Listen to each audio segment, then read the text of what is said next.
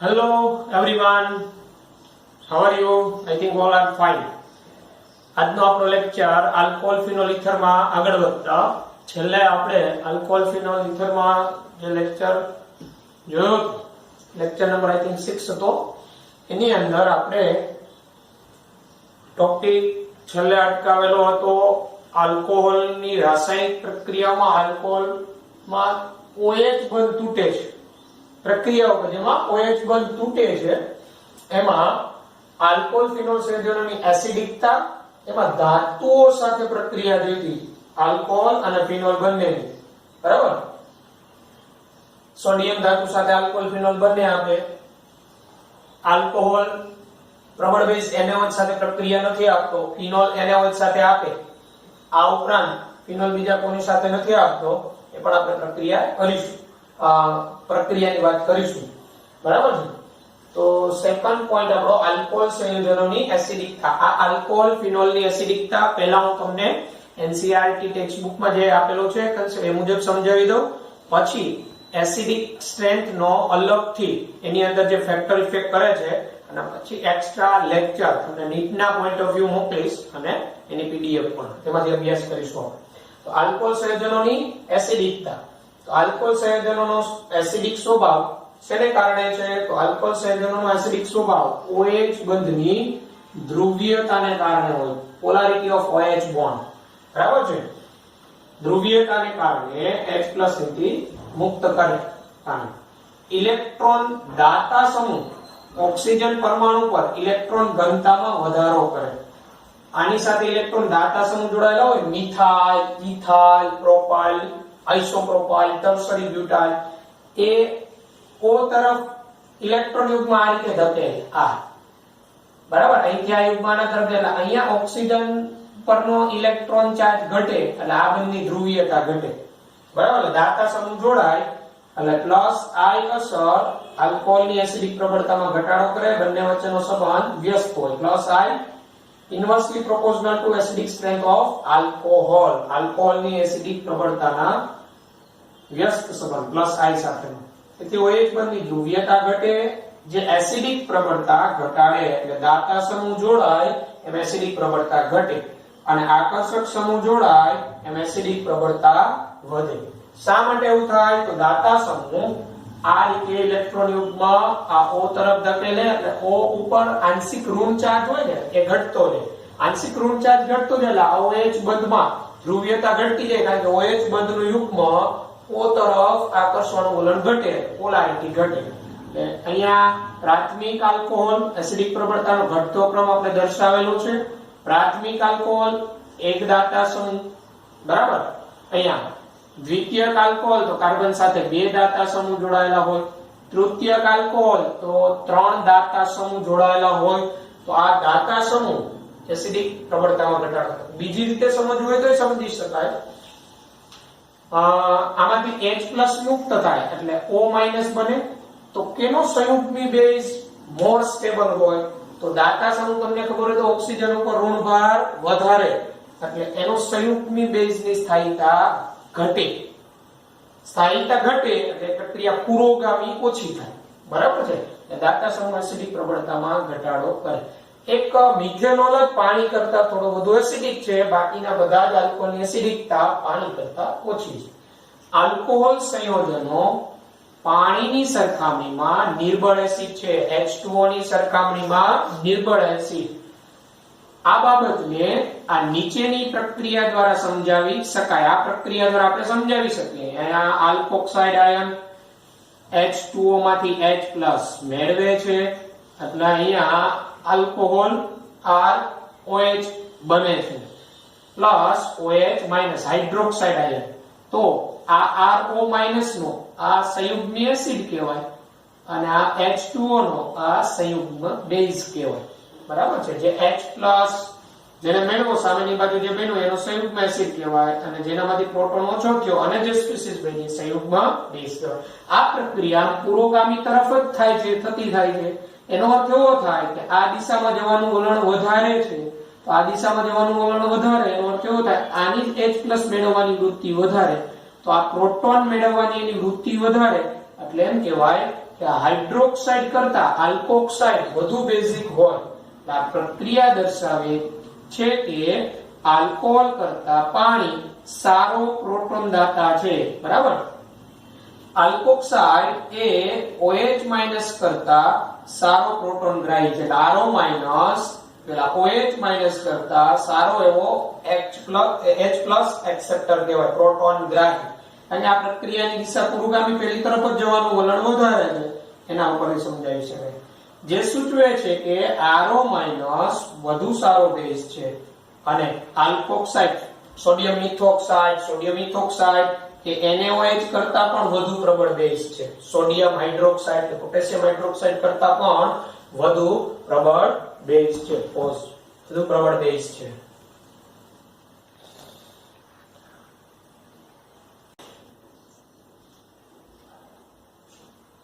તો પછી આપણે ઉદાહરણ જોઈએ તો નીચેના સંયોજનોને એસિડિક પ્રબળતાના યોગ્ય ક્રમમાં ગોઠવો. તો ફર્સ્ટ ની અંદર આ ત્રણ સંયોજનો છે, તો ત્રણેયમાં ફેર શું છે? તો અહીંયા A બરાબર સિમ્પલ આલ્કોહોલ, અહીંયા આ મિથાઇલ સમૂહ, અહીંયા દાતા સમૂહ જોડાયેલો છે, અહીંયા દાતા સમૂહ જોડાયેલો, પણ આ C ની અંદર દાતા સમૂહ છે ને આ OH થી દૂર છે, આમાં દાતા સમૂહ OH ની નજીક છે, એટલે પ્લસ I અસર આમાં વધુ, પ્લસ I વધુ OH ઉપર લાગે, આમાં પ્લસ I ઓછી લાગે અને એની સાપેક્ષે આની પ્લસ I વધુ ઓછી હોય. તો અહીં એસિડિક પ્રબળતા 1 ની અંદર આ ક્રમ આવે. એસિડિક પ્રબળતાનો ક્રમ A greater than C greater than B. બરાબર. એટલે અહીં કન્સેપ્ટ કયો? પ્લસ I અસર વધે, એસિડિક પ્રબળતા ઘટે. આમાં પ્લસ I વધુ, કારણ કે અહીંયા મિથાઇલ સમૂહ OH ની નજીક છે, અહીંયા મિથાઇલ સમૂહ OH થી દૂર ગયો, અહીંયા મિથાઇલ સમૂહ વધુ દૂર છે. હવે અહીંયા NO2 સમૂહ, તો NO2 electron withdrawing group EWG -I સર NO2 ની, તો આની અંદર અહીંયા NO2 OH ની નજીક એટલે -I વધુ અને અહીંયા NO2 આની સાપેક્ષે દૂર, આમાં -I ઓછી. -I અસર અને એસિડિક પ્રબળતા સમપ્રમાણમાં હોય. એસિડિક પ્રબળતાનો ક્રમ A greater than B greater than C. આ એસિડિક પ્રબળતાનો ક્રમ. આ રીતે આલ્કોહોલ ટોપિકમાં આપણે એસિડિક પ્રબળતા નક્કી કરી શકીએ. આવા MCQ બને, ગુજકેટમાં બને, નીટમાં બને. બરાબર. તો આ એસિડિક પ્રબળતા ના ઉદાહરણ આકર્ષક ને દાતા સમૂહ જોડાયેલ હોય ત્યારે. હવે પછીની આપણે જે વાત કરવાની છે એ ફિનોલની એસિડિકતા વિશેની વાત કરવાની છે.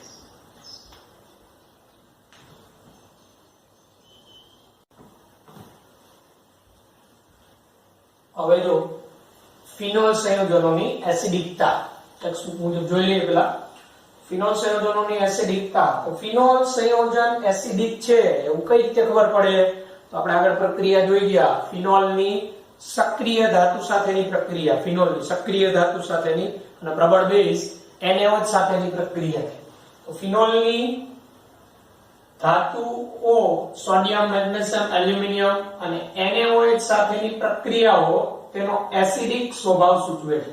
આપણે જોયું તો સોડિયમ ધાતુ સાથે ફિનોલ H2 મુક્ત કરતો હતો અને સોડિયમ ફિનોક્સાઇડ બનતો હતો. તો એ H2 મુક્ત થયો એ ફિનોલમાંથી H+ સ્વરૂપે થયો હોય અને પેલા Na+ માંથી ઇલેક્ટ્રોન મેળવી લે એટલે H2 સ્વરૂપે મુક્ત થાય. આ H2 મુક્ત થવો એટલે એનો એસિડિક સ્વભાવ સૂચવે છે. આ ઉપરાંત એક એક્સ્ટ્રા વાત કરીએ તો ફિનોલ છે ને, ફિનોલ એ ભૂરા લિટમસ પત્રને લાલ બનાવે છે. જ્યારે આલ્કોહોલ છે એ ભૂરા લિટમસ પત્રને લાલ નથી બનાવતો. આલ્કોહોલ લિટમસ ટેસ્ટ ના આપે, ફિનોલ આપે છે. બરાબર. પછી આ પણ ટેક્સ્ટ બુકમાં પોઈન્ટ નથી પણ આપણે કરવાનો. Phenol sodium carbonate Na2CO3 sodium bicarbonate NaHCO3 સાથે પ્રક્રિયા આપતો નથી. સોડિયમ કાર્બોનેટ સોડિયમ બાયકાર્બોનેટ સાથે ફિનોલ રિએક્શન આપતો નથી. ઓન્લી બેન્ઝીન રિંગ ઉપર OH હોય ત્યારે. જો વધુ આકર્ષક સમૂહ જોડાયેલા હોય તો આપે. બરાબર. એ આપણે વાત કરીશું. કારણ કે તેઓ નિર્બળ બેઝ છે. Na2CO3 NaHCO3 આ સોડિયમ કાર્બોનેટ સોડિયમ બાયકાર્બોનેટ એક તો નિર્બળ બેઝ છે અને ફિનોલ એ પોતે નિર્બળ એસિડ છે. તો આ નિર્બળ બેઝ પહેલામાંથી ઈઝીલી H+ મેળવી શકે નહીં. પરિણામે ફિનોલ Na2CO3 NaHCO3 સાથે પ્રક્રિયા આપતો નથી. ફિનોલમાં બેન્ઝીન વલય કે જે ઇલેક્ટ્રોન આકર્ષક સમૂહ છે. આપણે ખબર છે આ ફિનોલમાં OH સાથે બેન્ઝીન વલય જોડાયેલો હોય તો આલ્કાઇલ સમૂહ ઇલેક્ટ્રોન દાતા છે પણ આ ઇલેક્ટ્રોન આકર્ષક છે. બેન્ઝીન વલય આકર્ષક તરીકે વર્તે. તેના sp2 સંકૃત કાર્બન સાથે હાઇડ્રોક્સિલ સમૂહ સીધો જોડાયેલો છે. આ કાર્બનનું સંકરણ અહીંયા આપણે ખબર છે sp2 હોય એની સાથે OH સમૂહ ડાયરેક્ટલી જોડાયેલો છે અને અહીંયા તમે જોશો તો લોન પેર સિંગલ પાઈ. તેથી ફિનોલ અણુમાં તેના સંસ્પદન બંધારણોમાં અહીંયા દર્શાવ્યા મુજબ વીજભાર વિતરણથી OH સમૂહનો ઓક્સિજન પરમાણુ ધન વીજભારિત બને. આ પોઈન્ટ એવું કહે છે આ OH સમૂહ ડાયરેક્ટલી એટેચ છે. લોન પેર સિંગલ પાઈ અહીંયા સંસ્પદન થવાને કારણે ઓક્સિજન ઉપર ધન વીજભાર આવે. તો આ ઓક્સિજન ઉપર ધન વીજભાર આવ્યો એટલે આ ઓક્સિજન વધુ આકર્ષક બને એટલે આ બધું વધુ ધ્રુવીય બને. ઈઝીલી H+ રિમૂવ થાય. વૈનીકરણ સરળતાથી થાય ટૂંકમાં. બરાબર. OH સમૂહનો ઓક્સિજન પરમાણુ ધન વીજભારિત બને. ત્યારે આલ્કોહોલમાં આવું નથી થતું. હવે આ ફિનોલ સંયોજનો છે એ આલ્કોહોલ અને પાણી કરતા વધુ એસિડિક હોય એ આપણે સમજાવી શકાય. બરાબર. એ NaOH સાથેની પ્રક્રિયાઓથી નહીં આપણે સાબિત થાય કે ફિનોલ છે એ આલ્કોહોલ પાણી કરતા વધુ એસિડિક છે. કારણ કે આલ્કોહોલ છે સોડિયમ હાઇડ્રોક્સાઇડ સાથે પ્રક્રિયા નથી આપતો. બરાબર છે. અને ફિનોલની સોડિયમ હાઇડ્રોક્સાઇડ સાથે પ્રક્રિયા થવાની ઝડપ વધારે. તો એનો અર્થ એવો થાય ફિનોલ વધુ એસિડિક. આ ઉપરાંત આ રીતે સમજાવી શકાય આલ્કોહોલ અને ફિનોલનું આયનીકરણ. તમે જુઓ આલ્કોહોલ માંથી H+ મુક્ત થાય આલ્કોક્સાઇડ આયન બને. ફિનોલ માંથી આ H+ મુક્ત થાય ફિનોક્સાઇડ આયન બને. બરાબર. તો હવે અહીંયા ફિનોલમાં OH કોની સાથે જોડાયેલો તો sp2 સંકરણના કાર્બન સાથે. તો sp2 સંકરણના કાર્બનની વધુ વિદ્યુત ઋણતા હોય. sp2 સંકૃત કાર્બનની વધુ વિદ્યુત ઋણતાના કારણે ઓક્સિજન પરમાણુ પરથી ઇલેક્ટ્રોન ઘનતા ઘટે. અહીંથી ઇલેક્ટ્રોન ઘનતા ઘટે એટલે આ બંધ વધુ ધ્રુવીય બને. બરાબર. એટલે OH બંધની ધ્રુવીયતા વધે જેના પરિણામે આલ્કોહોલ કરતા ફિનોલનું આયનીકરણ સરળતાથી થાય. આમાંથી H+ મુક્ત થાય અને આમાં ઝડપથી H+ મુક્ત થાય. બરાબર. આ ઉપરાંત અહીંયા આ આલ્કોક્સાઇડ આયન અને ફિનોક્સાઇડ આયનની સ્થાયીતા પરથી પણ સમજાવી શકાય. તો આલ્કોક્સાઇડ આયન અને ફિનોક્સાઇડ આયનમાં સ્થાયીતા કોની વધારે હોય? શા માટે? એ આપણે સમજીએ. આ બેમાંથી જેની સ્થાયીતા વધુ એમાં પ્રક્રિયા પુરોગામી વધુ થઈ હોય. બરાબર. તો એ આપણે સમજીએ. અને આ કારણ છે કે બોર્ડમાં પણ પૂછી શકાય કે ફિનોલ સંયોજનો આલ્કોહોલ અને પાણી કરતા વધુ એસિડિક હોય. અથવા એવી રીતે પૂછે આલ્કાઇલ સમૂહ સાથે જોડાયેલા હાઇડ્રોક્સિલ સમૂહવાળા સંયોજનો કરતા OH સમૂહ સાથે ફિનાઇલ રિંગ જોડાયેલી હોય એવા સંયોજનો વધુ એસિડિક હોય. શા માટે? તો પણ આ જ કારણ આવે. સમજીએ. આ બેની સ્ટેબિલિટીને આધારે સમજાવી શકાય.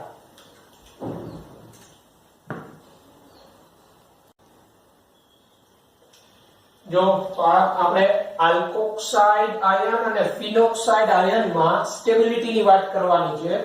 તો ફિનોક્સાઇડ આયનની સ્થાયીતા આલ્કોક્સાઇડ આયન કરતા વધારે હોય. આમ થવાનું કારણ શું?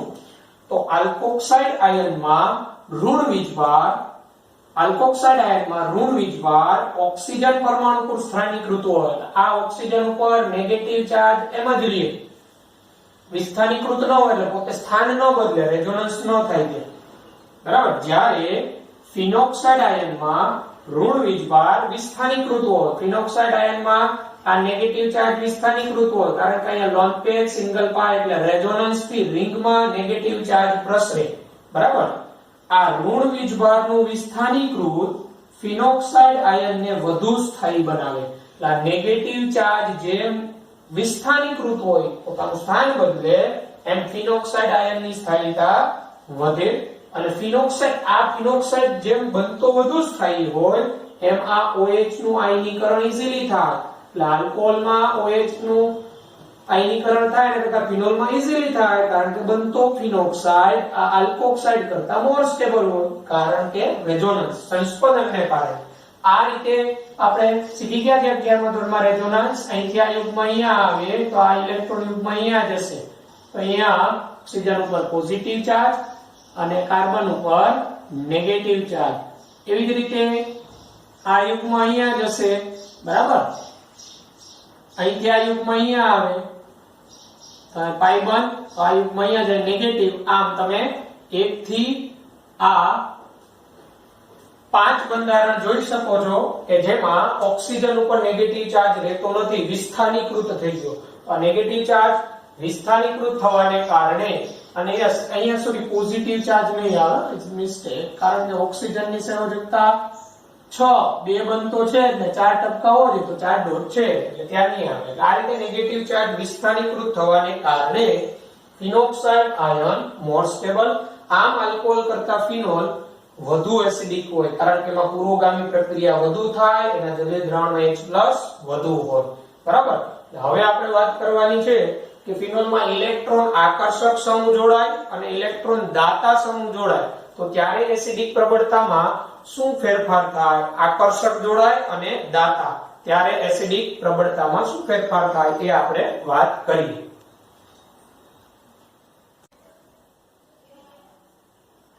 જો પછી ફિનોલમાં ઇલેક્ટ્રોન વિડ્રોઈંગ ગ્રુપ જોડાય, ઇલેક્ટ્રોન આકર્ષક સમૂહ EWG group, NO2, SO3H, COOH, CN, આ બધા ઇલેક્ટ્રોન આકર્ષક સમૂહ કહેવાય, બરાબર. તો ત્યારે એસિડિક પ્રબળતામાં શું ફેરફાર? તો એસિડિક પ્રબળતા વધે. આકર્ષક સમૂહ જોડાય તેમ એસિડિક પ્રબળતા વધે. આકર્ષક સમૂહની પ્રબળતા અને ફિનોલની એસિડિકતા એકબીજાના સમપ્રમાણમાં હોય, બરાબર. ચાલો સ્ટુડન્ટ મૂકી દે. એસિડિક પ્રબળતા એકબીજાના સમપ્રમાણમાં હોય. આ એટલે એમ કહેવાય કે ફિનોલ કરતા ઇલેક્ટ્રોન વિડ્રોઈંગ ગ્રુપ જોડાયેલા હોય એવા ફિનોલની એસિડિક પ્રબળતા વધારે. હવે આ આકર્ષક સમૂહની ઓર્થો અને પેરા સ્થાન પર અસર વધુ હોય, કારણ કે ઓર્થો અને પેરા સ્થાને એની -R અસર પણ હોય, જ્યારે મેટા સ્થાને ઓન્લી ઇન્ડક્ટિવ ઇફેક્ટ જ ઓપરેટ થાય. ઓર્થો પેરા સ્થાને એની અસર વધારે. ઉદાહરણ તરીકે લઈએ ortho nitrophenol, meta nitrophenol, para nitrophenol. હવે આની અંદર આપણે જોઈએ તો અહીંયા NO2 સમૂહ ઓર્થો સ્થાને, તો અહીંયા NO2 સમૂહની -R અને -I અસર ઇલેક્ટ્રોન આકર્ષક સમૂહ છે, બરાબર. -I અસર. જ્યારે અહીંયા ફક્ત NO2 સમૂહની ફક્ત -I અસર, જ્યારે અહીંયા પેરા સ્થાને NO2 સમૂહની -R અને -I અસર પણ ઓર્થો કરતા -I અસર ઓછી હોય. -R તો બે સ્થાને. હવે અહીંયા આપણે એસિડિક પ્રબળતાનો આમ ક્રમ જોવા જઈએ ખાલી -R અને -I ને લીધે, તો જો -R ઓર્થોમાંય છે, -R પેરામાંય છે, તો -I કેમાં વધુ? ઓર્થો. તો આપણે એમ કે ઓર્થોની પેરા કરતા વધુ. પણ ઓર્થો નાઇટ્રોફિનોલમાં અહીંયા આ હાઇડ્રોજન આ ઓક્સિજન સાથે હાઇડ્રોજન બંધ બનાવે, હાઇડ્રોજન બંધ, H બંધ. આંતઃ આણ્વીય હાઇડ્રોજન બંધ પણ આમાં હાજર હોય. આંતઃ આણ્વીય હાઇડ્રોજન બંધ, આંતઃ આણ્વીય હાઇડ્રોજન બંધ જેને કારણે આની H+ મુક્ત કરવાની વૃત્તિ આ પેરા કરતા ઓછી, પરિણામે સાપેક્ષે પેરાનાઇટ્રોફિનોલની એસિડિક પ્રબળતા વધે. પેરાનાઇટ્રોફિનોલ. હવે આ આકર્ષક સમૂહ શું કરે તો કે આનો જે ફિનોક્સાઇડ બને O- એને વધુ પોતાના તરફ આકર્ષે, વધુ, પરિણામે બનતો ફિનોક્સાઇડ સરળતાથી બને અને એની સ્ટેબિલિટી વધતી હોય એટલે આકર્ષક જોડાય ત્યારે એસિડિક પ્રબળતા વધે. પેરાનાઇટ્રોફિનોલ, ત્યારબાદ ઓર્થોનાઇટ્રોફિનોલ, પેરાનાઇટ્રોફિનોલ, ત્યારબાદ ઓર્થોનાઇટ્રોફિનોલ એટલે 2-નાઇટ્રોફિનોલ અને પછી આવે મેટા-નાઇટ્રોફિનોલ. એટલે આ રીતે નાઇટ્રોફિનોલમાં એસિડિક પ્રબળતા. સ્ટુડન્ટ ખાસ ધ્યાન રાખજો, OH નું હાઇડ્રોજન અને ઓક્સિજન આંતરઆણ્વીય હાઇડ્રોજન બંધ બનાવે એટલે અસર કરતું પરિબળ એક આ ઇન્ટ્રામોલેક્યુલર હાઇડ્રોજન બંધ પણ આવ્યું, -R -I સિવાય. નહીતર તો ઓર્થો પેલા થઈ જાય, બરાબર, કારણ કે -R તો ઓર્થો પેરા બેમાં છે તો -I ક્યાં વધુ? ઓર્થો. પરિણામ. ઓકે. હવે NO2 સમૂહની સંખ્યા જેમ વધે એસિડિક પ્રબળતા વધે. તો 2,4,6 ટ્રાઇનાઇટ્રોફિનોલ, જેને આપણે પિક્રિક એસિડ કહીએ છીએ પ્રચલિત રીતે, એની એસિડિક પ્રબળતા 2,4-ડાયનાઇટ્રોફિનોલ કરતા વધારે. 2,4-ડાયનાઇટ્રોફિનોલ ની એસિડિક પ્રબળતા 4-નાઇટ્રોફિનોલ કરતા વધારે. 4-નાઇટ્રોફિનોલ ની 2-નાઇટ્રોફિનોલ એટલે ઓર્થોનાઇટ્રોફિનોલ કરતા વધારે. ઓર્થોનાઇટ્રોફિનોલ ની મેટાનાઇટ્રોફિનોલ કરતા વધારે. અને આ બધા આકર્ષક સમૂહવાળાની ફિનોલ કરતા વધુ. એસિડિક પ્રબળતાનો ક્રમ પણ અગત્યનો. આ પિક્રિક એસિડ છે એ સોડિયમ કાર્બોનેટ, સોડિયમ બાયકાર્બોનેટ સાથે પ્રક્રિયા આપે, પિક્રિક એસિડ આપે. આ એનો ફિનોલ નથી આપતો પણ આપે. કેમ? તો કે એની એસિડિક પ્રબળતા વધારે, H+ પોતે મુક્ત કરી Na2CO3 NHCO3 માંથી CO2 મુક્ત કરે. બરાબર છે? MCQ કોમ્પિટિટિવ માં આવેલો છે. પછી ઇલેક્ટ્રોન દાતા સમૂહ જોડાયેલા હોય, ઇલેક્ટ્રોન ડોનેટિંગ ગ્રુપ, તો ત્યારે ફિનોલ સંયોજનોની એસિડિકતા, તો ફિનોલની એસિડિકતા ઇલેક્ટ્રોન દાતા સમૂહ ધરાવતા ફિનોલ કરતા વધારે હોય. Donating group, alkyl group, OR, alkoxy, NH2OH, આ બધા ઇલેક્ટ્રોન દાતા સમૂહ જે આપણે શીખી ગયા છીએ, દાતા સમૂહ. હવે ઇલેક્ટ્રોન દાતા સમૂહ જોડાય ત્યારે કેમ એસિડિકતા ફિનોલ ની એના કરતા વધારે હોય દાતા સમૂહના કરતા? એનું કારણ, ઇલેક્ટ્રોન દાતા સમૂહ એ OH સમૂહ ઓક્સિજન પરમાણુ પર ઇલેક્ટ્રોન ઘનતા વધારે. ઇલેક્ટ્રોન દાતા સમૂહ એ OH સમૂહમાં ઓક્સિજન પરમાણુ પર ઇલેક્ટ્રોન ઘનતા વધારે. એટલે આ દાતા સમૂહ ઇલેક્ટ્રોન છે ને OH તરફ ધકેલે એટલે ઓક્સિજન પર ઇલેક્ટ્રોન ઘનતા વધે, એની ધ્રુવીયતા ઓછી થાય અને બીજું બનતો ફિનોક્સાઇડ ઓછો સ્થાયી થાય. કારણ કે દાતા સમૂહ ઓક્સિજન ઉપર ઋણ વીજભાર વધારે, બનતો ફિનોક્સાઇડ ઓછો સ્થાયી, પરિણામે પ્રક્રિયા પુરોગામી તરફ ઓછી થાય, H+ વધુ મુક્ત ન થાય. પરિણામે ફિનોક્સાઇડ આયન સરળતાથી બને નહીં. ઉદાહરણ તરીકે ક્રેસોલ, ઓર્થોક્રેસોલ, મેટાક્રેસોલ અને પેરાક્રેસોલમાં એસિડિક પ્રબળતા. આ ઓર્થોક્રેસોલને હું A કહી દઉં, આને હું B કહી દઉં અને આને હું C કહી દઉં. તો જો ઓર્થોક્રેસોલમાં અહીંયા મિથાઇલ સમૂહ જોડાયેલો, આપણે બધાને ખબર છે મિથાઇલ સમૂહની હાઇપર કોન્જુગેશન અસર અને +I અસર. એટલે હાઇપર કોન્જુગેશન અસર એટલે હું HC લખું, +I એટલે એક પ્રકારની +R જેવી જ અસર ઓર્થો સ્થાને, અને +I અસર એ વધારે હોય ઓર્થો સ્થાને. જ્યારે મેટા સ્થાને તો ફક્ત +I જ થાય, મેટા સ્થાને થી અને હાઇપર કોન્જુગેશન આને અસર ન કરે. બરાબર છે? ફક્ત +I. અને પેરા સ્થાને એની હાઇપર કોન્જુગેશન અસર અથવા +R કહેવાય અને +I અસર પણ ઓછી હોય. +I પેરાએ ઓછી. તો હવે આપણે જોઈએ તો આમાં એસિડિક પ્રબળતાના ક્રમમાં ગોઠવો તો અહીંયા ફક્ત +I, તો ફક્ત +I વાળા એટલે દાન કરવાની વૃત્તિ આમાં સૌથી ઓછી હોય અને મેટાક્રેસોલ, મેટા ગ્રેટર ધેન.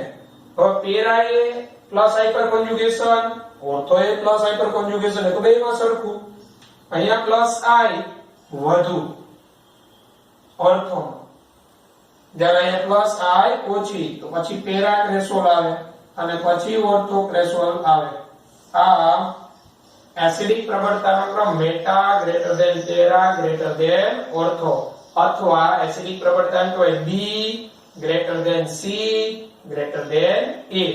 બરાબર. આ ક્રેસોલમાં એસિડિક પ્રબળતાનો ક્રમ. હવે જો મિથોક્સીફિનોલમાં એસિડિક પ્રબળતાની વાત કરીએ તો મિથોક્સીફિનોલમાં આ OCH3 સમૂહ, તો OCH3 સમૂહની આ ઓક્સિજન પાસે લોન પેર હોય અને આમાં પ્લસ R અસર એટલે દાતા સમૂહ થયો, અને ઓક્સિજનની વિદ્યુત ઋણતાને કારણે એની માઈનસ I અસર હોય, પણ એની plus R greater than minus I હોય, plus R greater than minus I એટલે દાતા સમૂહ થયો. હવે મેટા સ્થાને તો તમને ખબર હોય તો અહીંથી આ ઇલેક્ટ્રોન યુગ્મ અહીંયા પ્રદાન કરે પ્લસ R, તો એનું આ મેટા સ્થાને OH ઉપર અસર ન થાય. બરાબર. એટલે R અસર મેટા સ્થાને ઓપરેટ થતી નથી, તમે સારી રીતે જાણો છો. અહીંયા ફક્ત માઈનસ I અસર, ફક્ત ઓન્લી માઈનસ I ઇફેક્ટ, જ્યારે અહીંયા એની પ્લસ R અને માઈનસ I. પણ તમને ખબર હોય તો પેરા સ્થાને તો માઈનસ I એ ઓછી હોય, કારણ કે OH થી OCH3 નું અંતર વધી ગયું, એટલે આની માઈનસ I ઓછી, એટલે માઈનસ I ઘટે, એસિડિક પ્રબળતા ઘટે. એટલે અહીંયા એસિડિક પ્રબળતા પેરાની સૌથી ઓછી, મેટાની સૌથી વધુ. એટલે અહીંયા મેટા ગ્રેટર ધેન એસિડિક પ્રબળતાનો ક્રમ meta greater than ortho greater than para. Meta methoxyphenol greater than ortho methoxyphenol greater than para methoxyphenol. Para એટલા માટે ઓછું કે માઈનસ I ઓછી હોય. બરાબર. અંતર વધે, OH થી જેમ સમૂહનું ડિસ્ટન્સ વધે એમ OH ઉપર એની ઇન્ડક્ટિવ ઇફેક્ટ ઘટે, પ્લસ I હોય કે માઈનસ I હોય. ઓકે. હેલોફિનોલમાં એસિડિક પ્રબળતા, તો હેલોફિનોલ X સમૂહ જોડાયેલો હોય તો હેલોજન આપણે બધાને ખબર છે પ્લસ R, કારણ કે હેલોજન પાસે લોન પેર હોય અને એની વિદ્યુત ઋણતા વધારે એટલે માઈનસ I અસર ધરાવે. અને આપણે એ પણ જાણીએ છીએ હેલોજનની minus I greater than plus R છે. બરાબર. એટલે સરવાળેથી આકર્ષક સમૂહ થયો. બધા હેલોફિનોલ એ ફિનોલ કરતા વધુ એસિડિક છે. બધા હેલોફિનોલ, બરાબર, એ ફિનોલ કરતા વધુ એસિડિક. એ અપવાદ પેરાફ્લોરોફિનોલ. પેરાફ્લોરોફિનોલની એસિડિકતા અને ફિનોલની એસિડિકતા લગભગ સમાન જ છે. એનું રીઝન આપણે હમણાં સમજીશું શા માટે. બરાબર. એટલે પેરાફ્લોરોફિનોલ સિવાયના બધા હેલોફિનોલ ફિનોલ કરતા વધુ એસિડિક. હવે હેલોફિનોલની અંદર ઓર્થો, મેટા, પેરા હોય તો એસિડિક પ્રબળતા શું હોય? તો ઓર્થો એ હેલોજન હોય તો માઈનસ I OH ઉપર વધુ લાગે. એટલે ortho halophenol greater than meta halophenol greater than para halophenol. અહીંયા તમારે જોવાનું, દાખલા તરીકે ફ્લોરિનના ઓર્થો, મેટા અને પેરા હોય, ક્લોરિનના ઓર્થો, મેટા અને પેરા હોય, બ્રોમિનના ઓર્થો, મેટા અને પેરા હોય, આયોડિનના ઓર્થો, મેટા અને પેરા હોય, ત્યારે એસિડિક પ્રબળતાનો ક્રમ આ મુજબ રહેશે. એ ક્લોરિનમાં થોડું અપવાદ જેવું આવશે, એની વાત કરીશું આપણે. હવે ઓર્થો, બધા ઓર્થો હોય બધા, દાખલા તરીકે ortho chloro, ortho bromo, ortho iodine, ortho fluoro, તો ઓર્થો ક્લોરોફિનોલની એસિડિકતા વધારે. શા માટે? તો કે ફ્લોરિન ની વિદ્યુત ઋણતા વધારે, એનું લોન પેર OH ના હાઇડ્રોજન સાથે આંતઃ આણ્વીય હાઇડ્રોજન બંધ બનાવે. આંતઃ આણ્વીય હાઇડ્રોજન બંધ આ રીતે OH, અહીંયા OH સમૂહનો હાઇડ્રોજન, અહીંયા ફ્લોરિન, તો આ આંતઃ આણ્વીય હાઇડ્રોજન બંધ બનાવી લે એટલે H+ ઇઝીલી મુક્ત ન થાય, એસિડિક પ્રબળતા ઘટે. એટલે ઓર્થોક્લોરોફિનોલ, કારણ કે એની માઈનસ I વધારે, પછી ઓર્થોબ્રોમો, પછી ઓર્થો આયોડો, ઓર્થોફ્લોરો લાસ્ટ આવ્યો. એટલે ધ્યાન રાખજો, અહીંયા બીજું અસર કરતું પરિબળ શું આવ્યું? આંતઃ આણ્વીય હાઇડ્રોજન બંધને કારણે આ ઇઝીલી H+ મુક્ત ન કરે, પરિણામે એસિડિક પ્રબળતા ઓર્થોક્લોરોફિનોલની ઓછી બધા ઓર્થોમાં સાપેક્ષે. બરાબર છે. હવે આપણે કારણ સમજવાનું છે કે પેરાક્લોરોફિનોલ એની એસિડિક પ્રબળતા ફિનોલની લગભગ સમાન જ કેવું હોય, આ બધા કરતા કેમ ઓછી હોય, તો એ સમજીએ.